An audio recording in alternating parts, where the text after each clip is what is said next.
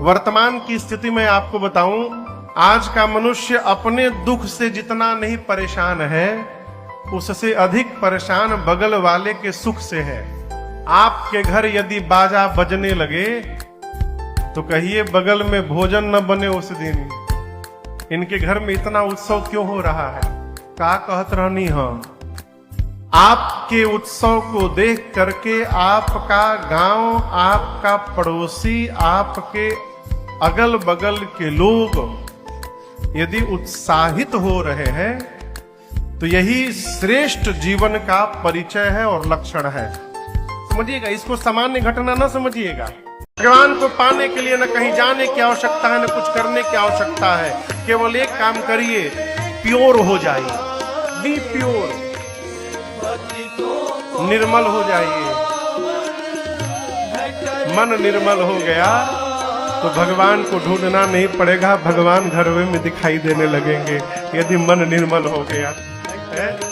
अब मन निर्मल नहीं हुआ तो राजन कितनों बढ़न टीका लगा ले, कितनों बड़की चुटिया बढ़ा ले, कथा करते रह जाएंगे लेकिन कुछ होने वाला नहीं। मन निर्मल करिए। अब मन कैसे निर्मल होगा? केवल एक उपाय है, भगवत नाम का जप।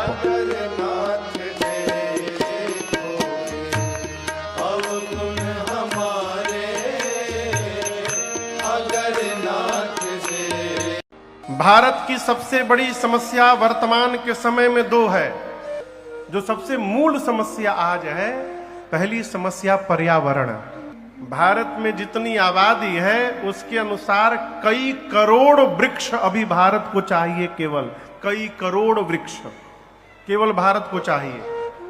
यदि आप प्रसन्न हो रहे हैं तो मेरी प्रार्थना है, घर में यदि जन्मदिन आवे, घर में यदि विवाह की वर्षगांठ आवे तो एक काम करिए, उस तिथि पर अपने बच्चों द्वारा या अपने द्वारा कम से कम एक वृक्ष का रोपण अवश्य करिए अपने समाज में।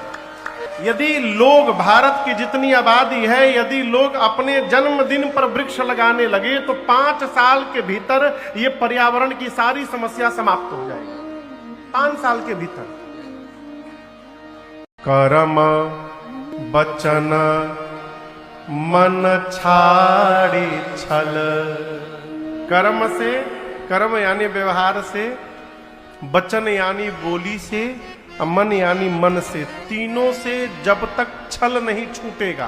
कर्म वचन मन छाड़ी छल, जब लगी जनन तुम्हार। तीनों से छल छोड़कर जीव जब तक आपका नहीं होगा, तब लगी सुख सपने हो नहीं, किए कोटि उपचार।